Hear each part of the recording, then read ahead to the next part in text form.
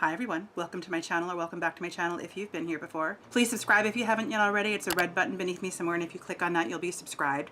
There's also a white bell next to that, and if you click on that you'll get an alert every time I upload new content. And if you like this video, please give me a big thumbs up. That would make me very happy. Today's video, first before I start anything, it's a hot day. I have a window open. It's a little loud, I apologize, but just want to put that out there. I'm going to an Art Deco ball, and I have a really pretty red and white dress, and all the makeup that I looked into seemed to start with a dark black kohl liner, and every makeup look that I did with that felt too dark. So I started looking at browns and kind of burgundies and plums and greens and things like that, and this is what I ended up with. So if you'd like to see how I got this kind of deco look that's not your standard black based deco look, using the Viseart Neutral Matte palette, please keep watching. Right, I've already moisturized and all that jazz, and now I'm going to prime my eyes with Smashbox 24-hour photo finish primer, just because I want to give myself the most possible chance to have this makeup stick around for a while. And then while I'm letting that just sit for a second, I'm going to go in with my Smashbox Photo Finish Primerizer, and I'm going to get that on my forehead, cheeks, chin, rub that in. And I'm going to go in with the color just up from white here, and I'm going to put that all over my lid. This is close to my own lid color, and I just want to kind of give myself something to make this be a little bit less tacky before I start putting on the darker colors. All right. And then it's just a matter of building up a crease. I'm going to go in with this is a Morphe E28, so it's kind of big. And I'll go in with the color furthest away from the white. And what I'm going to try to do, one of the things that I found in all of the tutorials that I've watched and history that I've seen, is that you're making a full kind of half moon C shape. Typically when I'm applying anything in my contour, I'm just going over kind of 2/3. But with this, the idea is to make your eyes look very kind of heavy and downturned. Maybe downturned isn't the word that I'm looking for, but definitely people always emphasize the fact that you are building a crease kind of all the way around. So that's subtle, and I'll just keep building. I'll then go in with same brush, and I'm going to go in with the color just beneath the white. So this is kind of a cool taupey brown. Same thing, and here. I'm going to apply a little bit more. I'll speed you through this. This might get a little tedious because a lot of this is just going to be about blending.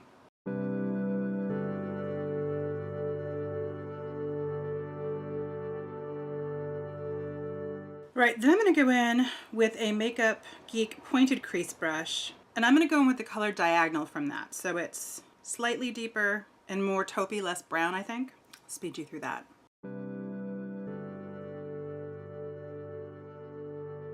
And then before I go in with the darkest color that I'm going to use for kind of shading, I'm going to go in with the Bordeaux side of my Estee Edit pencil, which I love, but I don't really use this side very much.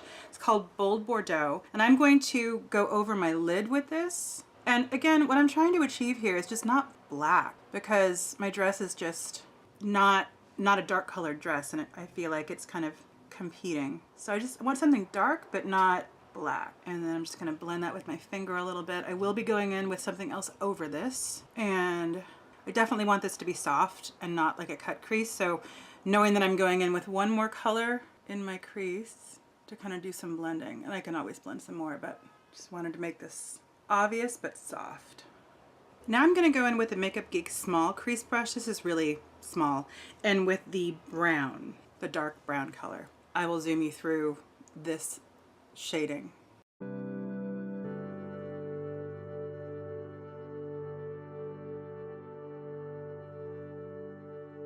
Then I'm going to go in with my Makeup Geek Partridge Super Shock Shadow. I'm just going to put that right in the center of my lid. And some of the things that I have come across in all of the things that I've ever kind of read about the typical makeup from this era is that this was when a lot of the Egyptian artifacts were being discovered, and that's why all of the kohl and the dark eyes. But this feels kind of scarabee, and so I figured that was as much of an homage as I would be able to do without going fully black kohl. Then I'm going to do foundation before I do concealer, and also under my eyes. I will be doing something under my eyes. I'm going to use my Fenty Pro Filter in 150. Speed you through this.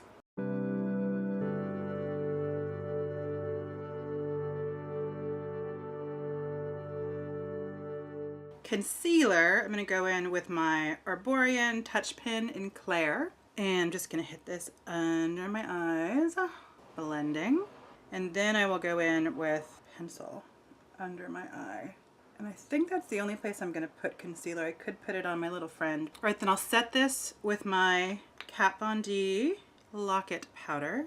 All right, then what I'm going to do is I'm going to go back in with this Bold Bordeaux pencil.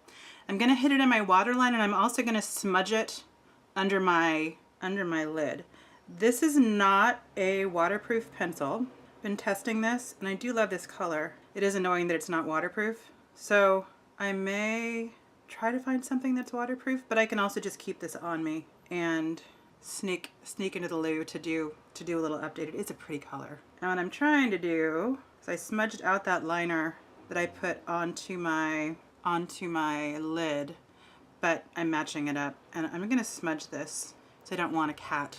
I always want a cat eye. And honestly, I haven't really, in all of the things that I've ever read about this era, people are never doing wings back then. Not wings, well, wings, yeah, like a cat eye wing. And interesting, because when I think about the Egyptian kind of component and how that's the reason why people started using kohl and things like that, that a lot of design, fashion design was influenced by all of the things we were seeing in Egypt. It is interesting to me that the idea of a cat eye didn't kind of happen until later because of the Egyptians and their relationship to cats.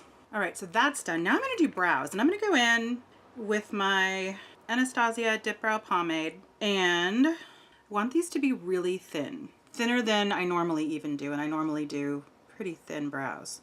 So part of it is to make them thin. Other thing that I've read fairly consistently is that the tail is unnaturally long, like it keeps going down. So I'm going to bring that down, I guess that far. It's looking pretty severe. Okay, same on the other eye. I'll speed you through that. Trying to make them as symmetrical as possible. Sisters, not twins, so it's okay if they're not perfectly matched.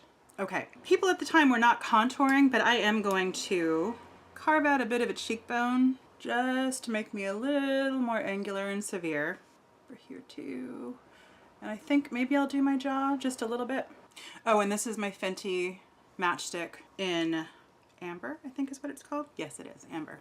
But I'll use a little blush. I'm going to use my Marc Jacobs Kink and Kisses Air Blush. And I'm using the soft pink side. There are two sides to this.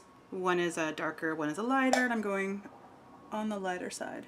People did wear false lashes then, but I'm just going to use mascara because I don't have black liner on, and I don't want to have too thick or dark a line there without any, from the lashes, without any liner to cover it up. So I'm curling, and I'm going to use my Lash Princess False Lash Effect mascara. Zoom you through this.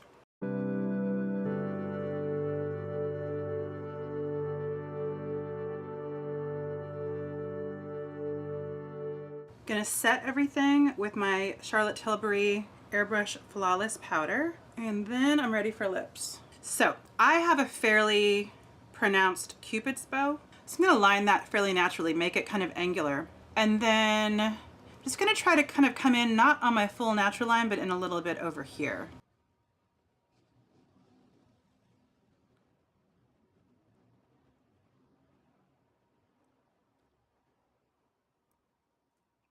And what I like to do, I've been trying this for a while, when I put my lips together like that, that's where I'm putting my bottom line.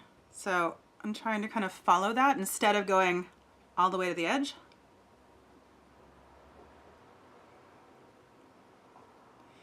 And then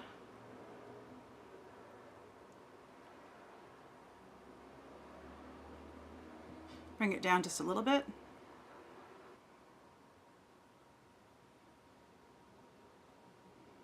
And you can always go in with concealer and a brush to clean things up. And then finally I'll go in with my Fenty Stunna Lip Paint.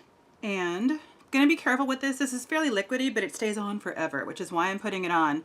And I don't want to get it too close to the edges because I don't want it to bleed. I'll speed you through this.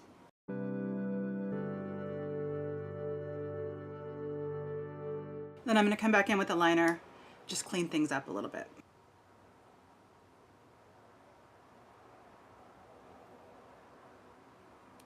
And I did connect them. The top and the bottom of my lips is what I connected. And the last thing I'll do, because it is going to be a long night, is go in with some Urban Decay All Nighter Setting Spray. So I'm going to give this a good shake and squirt. I definitely do more than you're supposed to. I think you're supposed to go in an X, but I always go kind of in a giant O. So that's the finished look. My lips are going to dry down to a matte pretty soon. They won't be glossy, but that's the finished look. Thank you so much for watching. I hope this is helpful. Really, everything that I've seen is very dark and very, like, starting with a black kohl liner. So hopefully if you have kind of a 20s deco themed event that you're going to and you're not wearing a dark colored dress, this will give you some ideas for looks outside of your standard black kohl. So thank you so much for watching. A lot to do in the world, a lot to do on YouTube, and it means a lot to me that you spent some time with me today. Take care, and I'll see you again very soon. Bye.